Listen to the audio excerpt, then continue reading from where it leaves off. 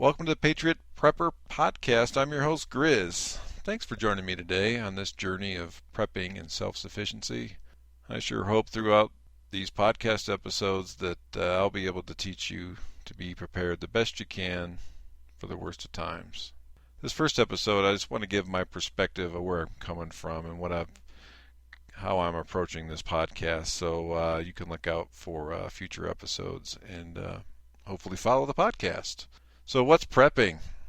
What's self-sufficiency?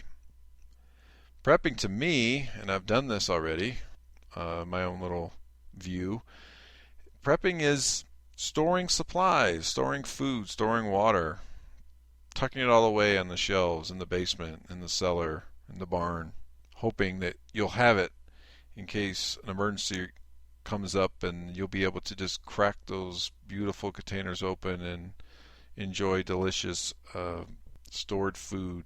Hopefully your batteries will still be good. Hopefully the stores will reopen and the trucks will bring lots of fresh new stock, so when you arrive at the store everything will be okay again. Self-sufficiency, however, is different. You have stored food, you have stored water, but self-sufficiency means you're constantly adapting, rotating your food, rotating your water, finding new ways to replace items with other things, and finding new ways to do things, keeping that flow of food and water and supplies fresh while you're learning skills as well as helping others around you. So that's where I'm coming from. There's a prepping side, and then there's a self-sufficient side. This podcast is going to be touching on both sides of prepping and self-sufficiency. So there's some folks out there that just prep, and there's some folks out there that are self-sufficient or, like me, are working towards self-sufficiency. So there's a lot of gray areas in there, I realize that, but today I'm going to cover what topics I plan on covering in future episodes of the podcast. So hopefully after hearing the list of projected topics, you'll send me feedback, you'll send me questions, and the list can grow, and we'll all learn together. So here we go. Number one, first topic that I plan to cover, and it's kind of odd to have number one, but it's affordability. Affordability in regards to prepping and becoming self-sufficient. There is too many people out there online that like to brag about what they have so they can call themselves preppers or self-sufficient. I mean, it's great that these people have obtained this status, if you will. It's great. That's awesome. However, a lot of these people have a lot of money. They can buy the $8,000 stainless steel gasifier. They can purchase a separate well that runs on solar. They can fill their 5,000 gallon water cistern and then have it pumped automatically to their water pressure tank to run their whole house. That's great. That's awesome. But I don't make that much money. So I'm reaching out kind of in a way to let people know that prepping and becoming self-sufficient can be an affordable task. You can prep on any budget. It's not going to happen overnight. It's not going to happen over a weekend. But you can afford to prepare. And we'll talk about ways to do it. There's many ways. I won't go into it now, but we'll talk about preparing on a budget.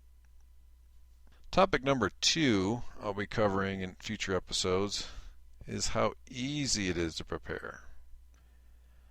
The hardest part of preparing or becoming self-sufficient is making the time to do it.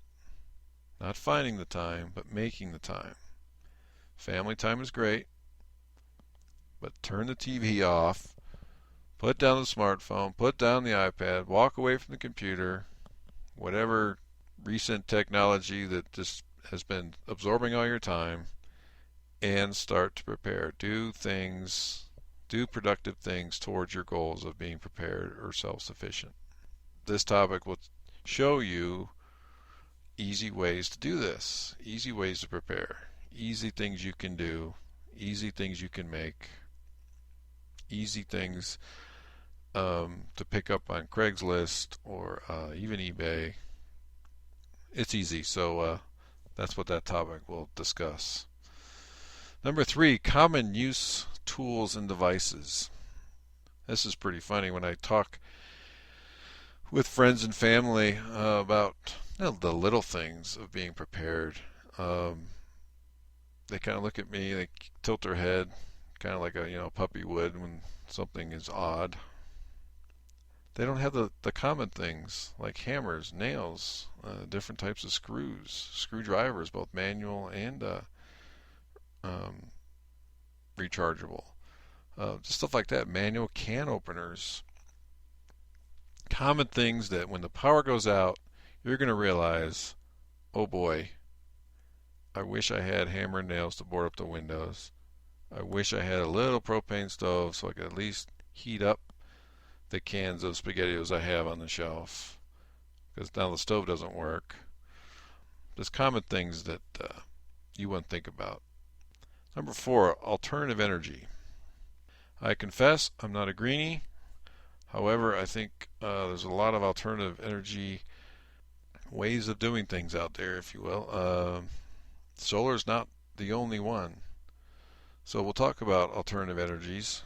Not only different types of solar panels, not only the different types of deep cycle batteries, AGM, floated batteries, batteries not to use in solar, batteries to use in solar. We'll talk about gasifiers. I've made my own gasifier, mostly about 80% from free stuff, and it works, so it is possible. Now we'll also talk about solar heaters. You can blow free hot air into your house just using a box sitting out in the sun. Talk about solar water heaters. Many different types of solar water heaters. Open loop, closed loop, electric. They even have electric DC water heater elements. So lots of options out there for preppers and those wanting to be self-sufficient in the alternative energy realm. Number 5, ways of educating your friends and family. Trust me, it'll be a lot easier on you and your friends and family if you all know certain skills and you all store certain items such as food, water, batteries, medical supplies. You will all be better in the long run if you're all educated and familiar with what is required to be fully prepared for an emergency. So we'll talk about how to approach friends and family, about prepping, being prepared, how to do certain things themselves instead of them coming to you when the lights go out. And it's easy to show them how good stored food can taste and how easy it is to water bath can, or how easy it is to pressure can, how easy it is to pick up just a few cans of food when they're at the store. So that's number 5. Number 6, sharing lessons learned. I make mistakes. I kind of like making mistakes because that means I'm trying. I like to discuss my mistakes because other people learn from my mistakes. So I'll be doing lots of that. I'll be discussing, I wasted money on a project because I didn't research long enough and I bought the wrong materials, stuff like that.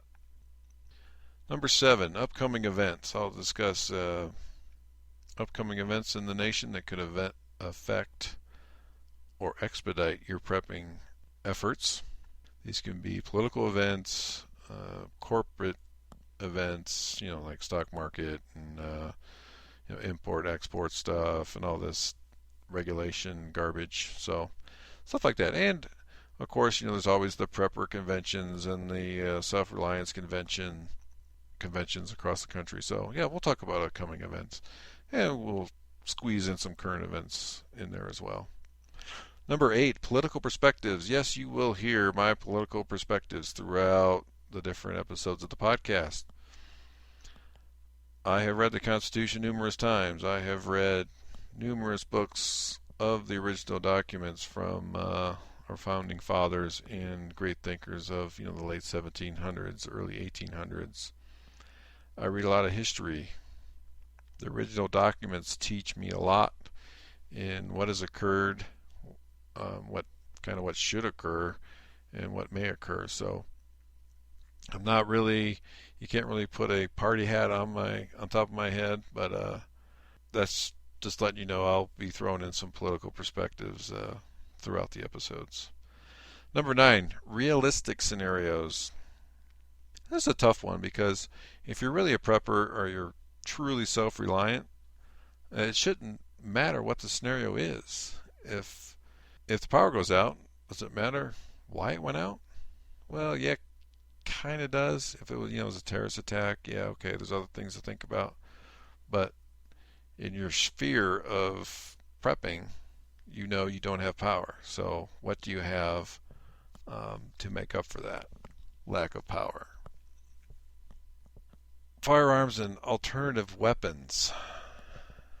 Believe it or not everybody in the prepping world has firearms. Not everyone agrees with the self-defense right, or they don't want to harm another individual no matter what they are doing to them. I, on the other hand, believe in protecting myself, my family, my friends, and my property. So I like firearms. I like discussing the use of firearms. I like discussing, different models, different types, different calibers, different uses for each firearm, etc. So if you are one of those that do not agree on the use of firearms, feel free to skip these episodes, and chances are you'll never know there are firearm episodes if you just listen to the rest of the episodes. So it's your choice. But for those that do like firearms and like to discuss protecting yourself, your family, your friends, and your property, these episodes are for you. Number 11, food and water. Boy, lots to talk about here. Storing water, treating water, boiling water, using water, storing food, preserving food, different ways of preserving food, water bath canning, pressure canning, dehydrating. Do you buy a dehydrator or you make your own dehydrator? Do you use a snorkel vacuum sealer or do you use the typical food saver vacuum sealer? Have you ever used the jar sealer attachment on the food saver? How do you seal a jar of food with the vacuum sealer? What type of food you put in it, etc. Lots to talk about there. So as you can imagine, we'll have many episodes on food and water. Livestock and gardening. I kind of threw this all in because it contains, the outside sustainability part of prepping and self-sufficiency. So we'll talk about, chickens and turkeys and meat rabbits, gardens, when to plant, what stores good, what cans well, all that stuff. So the whole livestock and gardening can explode into many episodes. So stand by for that. And I'd like to have many episodes on answering questions from you guys. Questions, concerns, ideas, your experiences, anything you guys would like to discuss or have me provide perspective on. We'll just have a full episode or many episodes of me just answering your questions and seeing what I can do to help you out along the way. So there's the list of topics. Hopefully something piqued your interest to go ahead and click the follow button. There definitely will be other topics as I receive emails and comments and feedback. So just know that this list will grow, and we'll talk about, anything connected to prepping and self-reliance. I would like to keep it, or this will be a family-oriented channel. There'll be no yelling, no hollering, and no cursing and whatnot. But this is a family-oriented podcast. I welcome, anyone to listen, and provide feedback.